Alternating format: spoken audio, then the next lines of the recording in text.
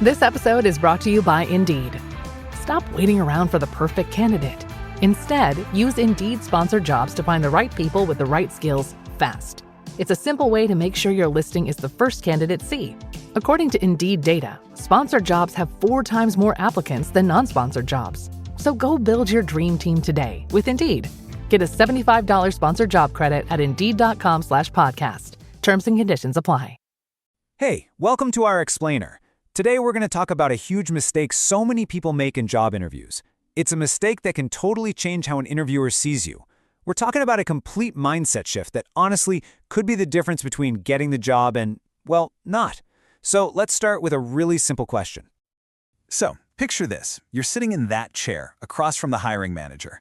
What are you actually selling them? Really, take a second and think about that, because your answer to that one question pretty much decides your entire strategy for the interview. Now, if you're like most of us, your gut reaction is probably my experience or my skills, my qualifications. And look, that feels like the right answer, but it's actually the number one mistake people make. It completely misses what the interviewer is really looking for. And this is the big difference right here. See, most candidates get stuck on the left side of the screen, just listing their qualifications. But the people who get the offers, they're on the right. They are selling their results. Getting this one little pivot is the whole key. So let's break down what that really means. Okay, let's talk about something I like to call the resume recital mistake. You know what I'm talking about, right? It's when the interview just becomes a live reading of your resume. You list off your skills, you walk through your job history, and you're probably boring the interviewer to tears. It just feels so natural to want to sell your qualifications, doesn't it? I mean, you worked hard for that degree. You put in the time for that certification. You have a decade of experience. But here's the thing. The interviewer already knows all that. They've read your resume. Just repeating it back to them doesn't add any new value at all. All right, let's flip this around and look at it from the other side of the desk for a minute. Why does just listing your credentials fall so flat from their perspective? What's going through their head while you're doing it? Oof. This quote just says it all, doesn't it? When you only talk about how qualified you are, it can really come across as just bragging, without any real substance. The interviewer just tunes out because you're not answering their real, unspoken question, which is always, what can you actually do for me and my team? And that brings us to the big solution here. Instead of selling who you are on paper, you need to start selling what you've actually done. This is that powerful shift we're talking about, from just listing qualifications to showing real, tangible impact. So what do we even mean when we say results? It's actually pretty simple. A result is the measurable, tangible outcome of your work. It's not saying, I managed a team. It's saying, I increased my team's productivity by 15%.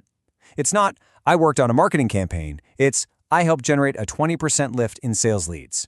See the difference? It's the effect you had. Think about it. Employers hire people to solve their problems and to create value. So when you talk about your past results, you're giving them cold, hard evidence that you're someone who can do exactly that for them. You're speaking their language, the language of impact. Now, let's get into the psychology of why this works so well. It's not just about giving them proof. It's about helping the interviewer's brain connect the dots and actually start to picture you succeeding at their company. This is where the real magic happens. When you say something like, at my last job, I streamlined a process that saved the team 10 hours of manual work every week. The hiring manager hears that, and they aren't just thinking about your old job. Nope. In their mind, they are already imagining you saving their team 10 hours a week. You just made your value real, and that's incredibly powerful. So, how do you actually do this? It's easy. Just use this simple 3-step formula. First, state the achievement. I increased customer retention. Next, detail your actions by creating a new feedback system. And finally, highlight the impact, which cut customer churn by 5% in just 6 months. Achievement, action, impact. That's your game plan right there. All right, let's wrap this up with the most important things to remember. First, your goal is to sell outcomes, period. You are not just a list of skills. You are a collection of accomplishments. So focus on those achievements and be super clear about the impact your work had. When you do that, you're literally helping the interviewer see you winning in the role before you even gotten the offer. At the end of the day, every interview is a chance to tell a story.